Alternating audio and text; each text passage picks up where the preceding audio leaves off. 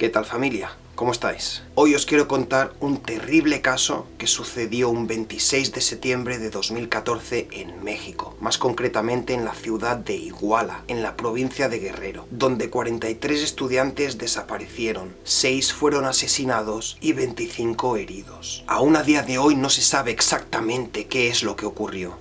Pero pese a las mentiras y a los encubrimientos del gobierno mexicano, tenemos una idea bastante clara de qué sucedió y por qué. Si queréis saber lo que pasó, quedaros hasta el final, ya que es una historia muy intensa, muy chocante, que pasó hace relativamente poco tiempo y que no todo el mundo conoce, y que todo el mundo debería conocer. Porque a día de hoy no se ha hecho justicia y nadie ha pagado por las atrocidades que se cometieron y que os contaré a continuación.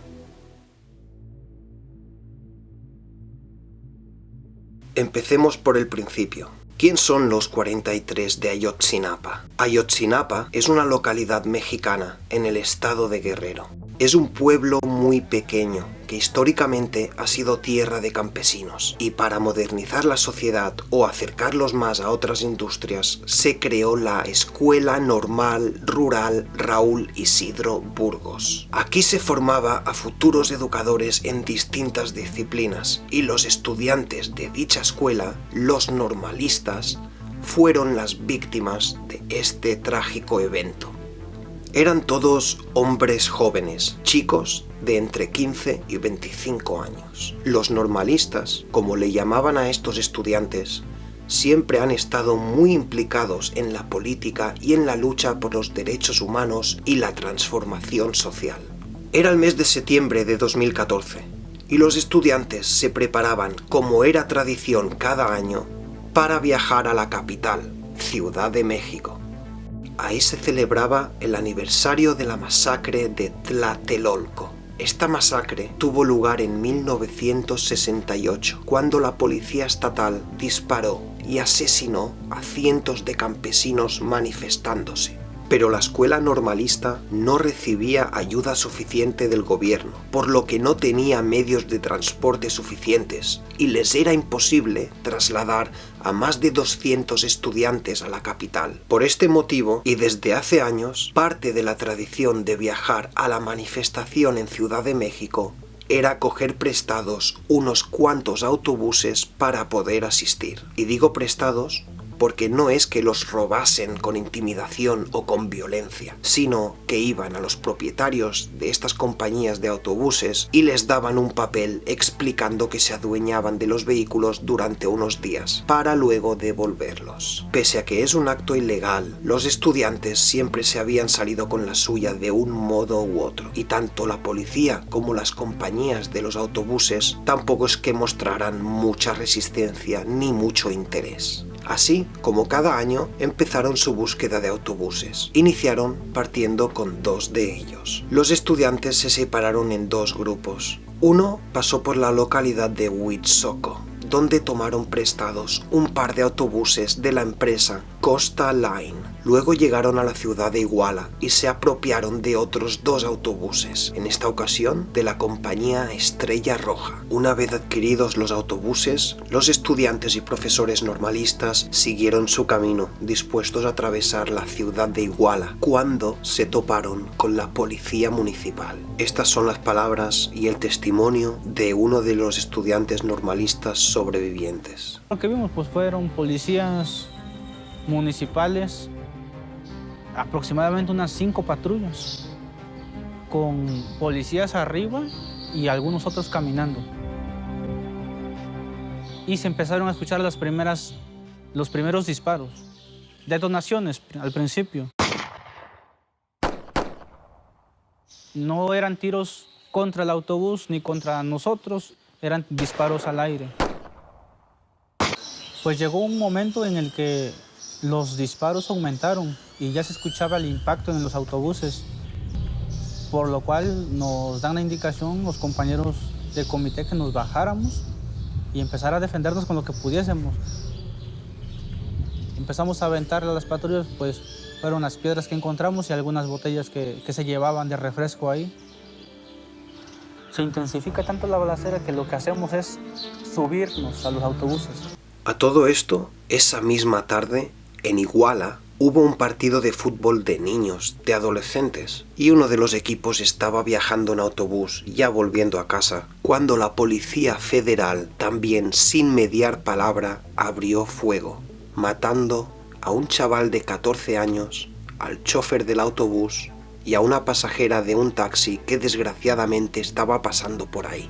Está claro que estaban buscando un autobús y que se equivocaron. Por alguna razón, diversos cuerpos de policía, tanto municipal como estatal como federal, estaban dando busca y captura a uno o más de los autobuses que tomaron prestados los estudiantes normalistas. Estos estaban ahora separados por la ciudad de Iguala, intentando escapar de la policía, que por alguna razón les estaba persiguiendo y disparando. Uno de los autobuses pensaba que ya se había librado cuando se encuentran con un coche de policía atravesado en la calle. Los estudiantes se bajan del bus e intentan moverlo, pero antes de que tengan éxito, se produce otro tiroteo. Más refuerzos habían llegado e incluso batallones del ejército. Durante el tiroteo, le dan en la cabeza a un estudiante. ¡Una ambulancia! ¡Traigan aquí la ambulancia! ¡Pero tire el arma, pues! ¿Que acaso hay narcotraficantes aquí? ¿O acaso tenemos armas? ¡No, mataron a uno, culeros! ¡Báñense! ¡Báñenle! ¡Ya le mataron! ¡Báñenle, buscales! ¡Ya le pagan los castillos, cabrón! ¡Dale lo que hiciste, verdad, mierda! ¿Por qué los andas buscando? Los cuerpos de policía pegan y noquean a más de 20 estudiantes y se los llevan, dejando a los demás ahí y diciéndoles que mejor que abandonen la ciudad. Algo similar les ocurre a los otros autobuses y los estudiantes restantes se unen en ese mismo sitio con algunos reporteros. Poco después, unos coches aparcan y de ahí salen varios soldados enmascarados que empiezan a disparar indiscriminadamente a los estudiantes. Ahí murieron 4 o 5 estudiantes, y los que pueden escapan despavoridos en una ciudad que no conocen y que por lo visto la policía y el ejército les está dando caza. Como es de esperar, al día siguiente hubo un gran revuelo. 6 muertos, 25 heridos y 43 personas desaparecidas. Las autoridades dijeron que en ningún momento utilizaron la violencia y que no se realizó ninguna detención. Ante tal escándalo, los padres y familiares de las víctimas se reunieron para presionar al gobierno a encontrar respuestas y responsables de lo que pasó. El gobierno seguía dando evasivas, mintiendo y cambiando la versión de los hechos. También salieron varios culpables como cabezas de turco, cada uno con versiones distintas de los hechos. Años más tarde, se corroboró que estaban siendo sometidos a torturas por parte de la policía para forzarles a tomar responsabilidad de algo que no hicieron. Pasaban los días, las semanas, y alrededor de la ciudad de Iguala se iban descubriendo fosas con decenas y decenas de cadáveres sin identificar. En una de estas búsquedas encontraron varias bolsas de basura con huesos humanos calcinados, y fue aquí cuando el gobierno se ciñó a la supuesta verdad histórica, la versión oficial de los hechos, y que los sinvergüenzas estos siguen defendiendo aún hoy en día. Según el gobierno, los estudiantes normalistas fueron abducidos, asesinados, quemados durante 24 horas y tirados al río por una banda de narcotraficantes conocidos como Guerreros Unidos. Aun cuando hay decenas y decenas de estudiantes y otros testimonios que relatan cómo fueron cazados y asesinados por la policía, estos sinvergüenzas se atreven a mentirnos en la cara. Ante la poca vergüenza y corrupción del gobierno mexicano, los familiares contactaron con expertos del mundo criminólogo y judicial de fuera de México, y estos empezaron a investigar y a demostrar científicamente que la milonga que estaba contando el gobierno era falsa. No se podían quemar 43 personas en tan poco tiempo, y el supuesto lugar donde ocurrió no presentaba los daños que un fuego de tales dimensiones habría causado. Este equipo, junto con otros reporteros e investigadores, siguieron trabajando para sacar la verdad. Y esto es lo que descubrieron. Esos 2 autobuses que los estudiantes se habían robado traían un cargamento de heroína por un valor de $2 millones. Y ahora todo cobra más sentido. Aparentemente, un capo narcotraficante llamó al ejército y le dijo: estos son los estudiantes que han robado mi cargamento.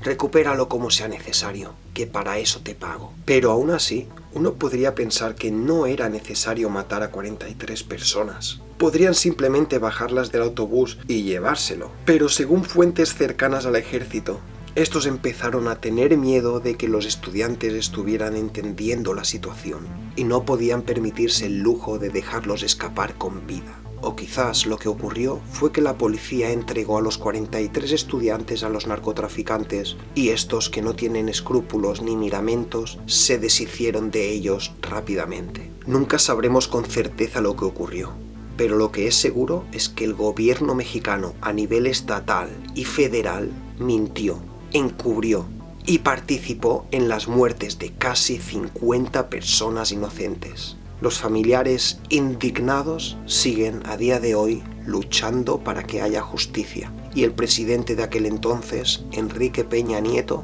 lo negó todo hasta sus últimos días de mandato, librándose de culpa alguna y apuntando el dedo a los narcotraficantes. El año pasado, el periodista Pablo Corrugares dijo tener pruebas evidentes involucrando al ejército en la desaparición de los 43 de Ayotzinapa.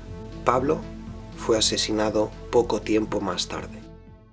Esperemos que el caso pueda reabrirse y encontrar a los culpables, aunque visto lo visto y con la corrupción que hay, lo veo muy difícil. Este caso me chocó muchísimo por la impotencia de no poder acudir a nadie, ya que es la policía, es el propio Estado el que ha cometido un crimen y el que se niega a ayudarte. Me dio auténtica repugnancia ver hasta dónde puede llegar la corrupción y la avaricia del ser humano, y cómo se le pone precio a vidas inocentes, a jóvenes que son el futuro de tu país, jóvenes que luchaban por un futuro mejor, que luchaban por los derechos humanos y por la igualdad. Es importante que aquellos afortunados que vivimos en países donde este tipo de atrocidades por parte del gobierno son casi impensables, no nos olvidemos que estas cosas siguen sucediendo alrededor del mundo y que a la democracia le queda un largo camino que tenemos que construir todos juntos, luchando y denunciando casos como este y poniendo presión a todos esos hijos de la gran que nos gobiernan. Espero que os haya gustado el vídeo. Si es así, suscribiros para no perderos el próximo, que no tengo ni idea de qué será. Como siempre, es una sorpresa. Para acabar, todos mis respetos, mi fuerza y mi energía para los familiares y las víctimas de este triste suceso. Y un abrazo y un beso enorme para todos. Hasta la próxima, familia.